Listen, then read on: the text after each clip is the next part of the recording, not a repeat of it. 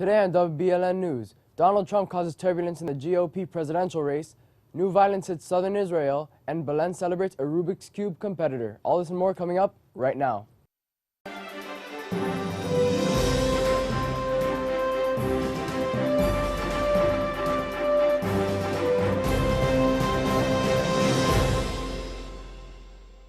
Good morning, Belen. I'm Jack Solo. And I'm Carlos Cristobal. Welcome to this edition of WBLN. Here are your news for today, October 20th, 2015. Have you ever tried to solve a Rubik's Cube? If so, could you solve it in 22 seconds? Stephen Kais has more. Many have heard of the Rubik's Cube. The majority of people who buy Rubik's Cubes either solve it once and forget about it or never solve it at all. But there are select few who choose to master the art of solving the puzzles. Belen happens to have one such student. On his spare time before school, he has his timer out and practices over and over and over again. Well, ever since my childhood, I always had an interest in the Rubik's Cube. You know, I never actually learned how to solve it. Like, in my childhood, like, when I got a Rubik's Cube, I scrambled it and I bought another one. But one day, I decided to actually sit down and learn how to solve it. I looked up a tutorial, and in about an hour, I was able to get it. And then the next day, I was able to solve it without tutorial, and I tried to get faster. I learned more algorithms on how to get faster. I have been to 3 competitions in the following year, and I'll be going to my 4th one the weekend after Thanksgiving in Lander Lakes, Florida. I decided to test Brandon and his puzzle-solving skills by making a random arrangement of my own and seeing if he could solve it. Here you are. 3, 2, 1, and go.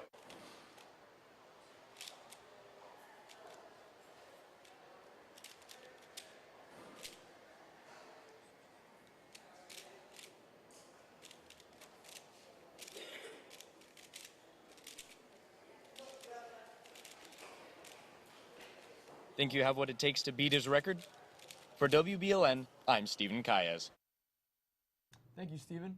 Students are asked to update their iPads to iOS 9.0.2. This update contains bug fixes and improvements, including resolving issues where iCloud backup could be interrupted, starting a manual backup. It also fixes issues, screen rotation when receiving notifications. And finally, it improves the stability of podcasts.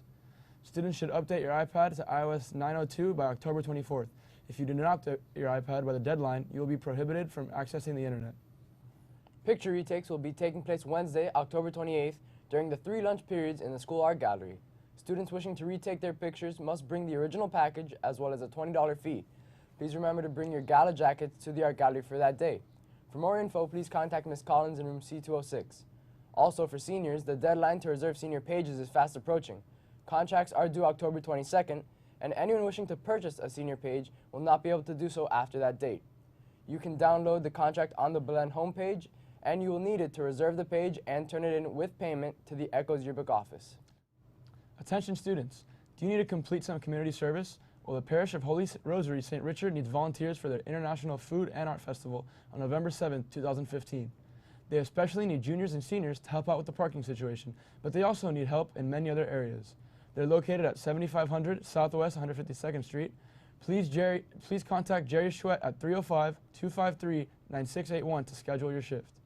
In national news, Donald Trump is taking fire for implying that former President George W. Bush could share some blame for the September 11th terror attacks. The comment set off a war of words between Trump and Bush's brother Jeb as the two battle for the GOP presidential nomination. While not quite backing down from his statement, Trump says he doesn't blame George W. Bush for 9/11, but he does say that if he had been president, it would not have happened. Well, I would have been much different, I must tell you. Somebody said, well, it wouldn't have been any different. Well, it would have been. I am extremely, extremely tough on illegal immigration. I'm extremely tough on people coming into this country. I believe that if I were running things, I doubt those families would have, I doubt that those people would have been in the country. So there's a good chance that those people would not have been in our country. With that being said, I'm not blaming George Bush, but I don't want Jeb Bush to say, my brother kept us safe, because September 11th was one of the worst days in the history of this country.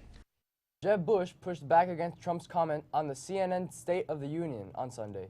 He said his brother responded to 9/11 appropriately, and that most Americans do believe he kept the country safe. The First Lady launched the Better Make Room campaign yesterday. It encourages people between the ages of 14 and 19 years old dubbed Generation Z by the White House, to continue their education beyond high school. The CW network, Funny or Die, Vine, and College Humor are among those groups that will promote the campaign through PSAs and special content. The initiative is a part of the First Lady's Reach Higher program, which is designed to expand educational opportunities for young people nationwide. New violence hit southern Israel, with police there saying at least one Israeli was killed after a Palestinian opened fire at the central bus station in Beersheba. At least 9 people were hospitalized. It's just the latest attack amid the ongoing violence in the Middle East.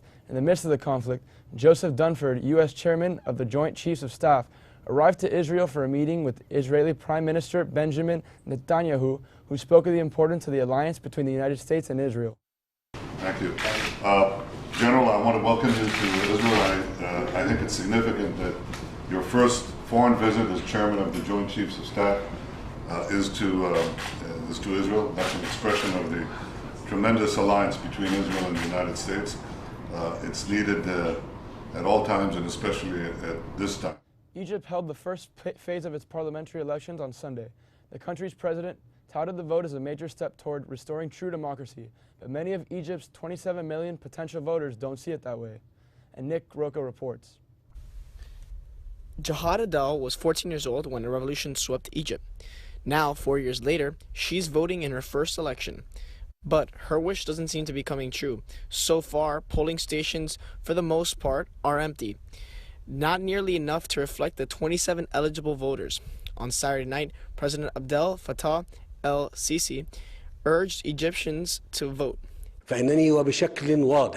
I therefore call on all Egyptians to head to the polling stations and strongly rally once more to implement our last milestone, as it was agreed. This election is the last stage in his roadmap following the ousting of President Mohamed Morsi in 2013. It's been a turbulent 2 years that witnessed the rise of an insurgency and sputtering economy. The country has been going down the drain. We're trying to come out of the drain. Stability was the main concern in previous elections. This time around, Egyptians want more. Education and health, because the poor people can barely afford to get treated, you know. But that's from the people who actually voted. Violence tore apart the village of Kurdasa after the 2013 popular co-op. Since then, peace has returned. Here, voters demand a better economy, security, and also for the country to heal. The second round of voting is next month.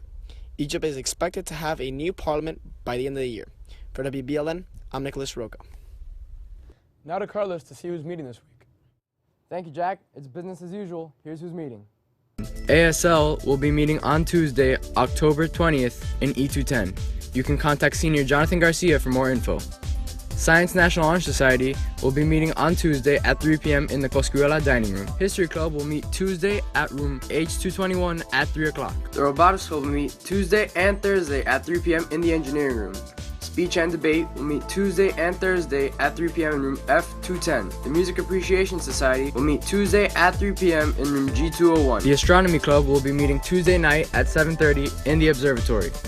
The Green Club will meet Wednesday at 3 p.m. on the second floor in the Science Pavilion. Aviation will meet Thursday at 3 p.m. in room F201. Film Club will be meeting Thursday at 3 p.m. in room C205. The Philosophy Club will be meeting Thursday in room F207 at 3 p.m. Now stay tuned as we bring you weather and sports right after these messages.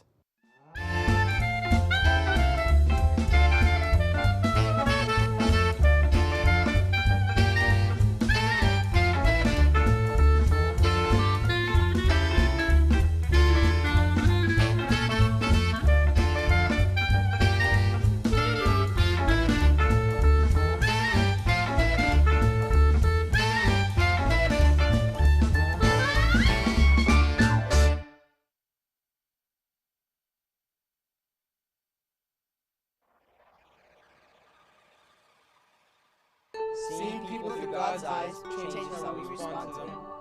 Our life has dignity and value. Because each and every one of us is uniquely made in God's image. The sanctity of human life is modeled through Jesus Christ.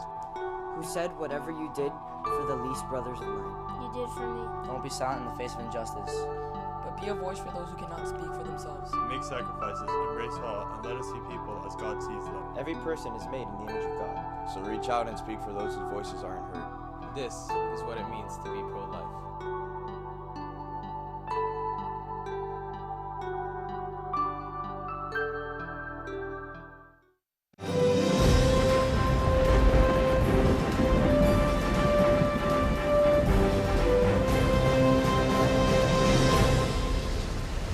Good morning, guys. Today's looking like a really good day, but we should be expecting some afternoon showers. As you can see right now, there isn't so much cloud coverage, but in the afternoon we should be expecting these clouds in the bottom half to rise up and give us some rain in the afternoon. Let's take a look at your weather for today. We should be expecting a high 84 and a low 76 with a relative humidity of 67%. The wind's coming from the east-northeast at 22 miles per hour, and in the afternoon we should be expecting some showers and some wind with a 50% chance of rain. Let's look at the weather for the next 3 days. We should be expecting a high in the mid 80s and a low in the mid 70s with a 20% chance of rain on Wednesday, a 40 on Thursday, and a 20 on Friday. That's all for weather. Now back to you guys.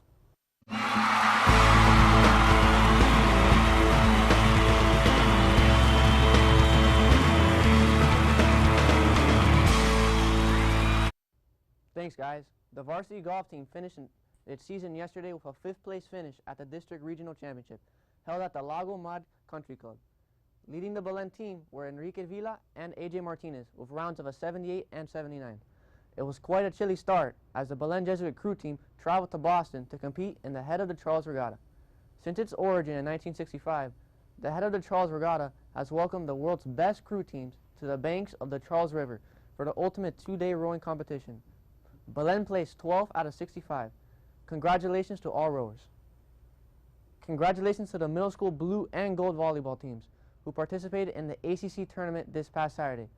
The gold team played hard and came out in 1st place, and the blue team came in 5th place. Congratulations. Yesterday, both teams competed their seasons with a win. The blue team against St. Agatha 2-0 and gold against Epiphany 2-0.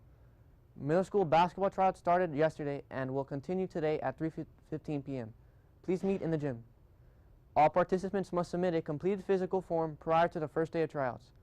Questions or concerns, please contact Coach Houlihan.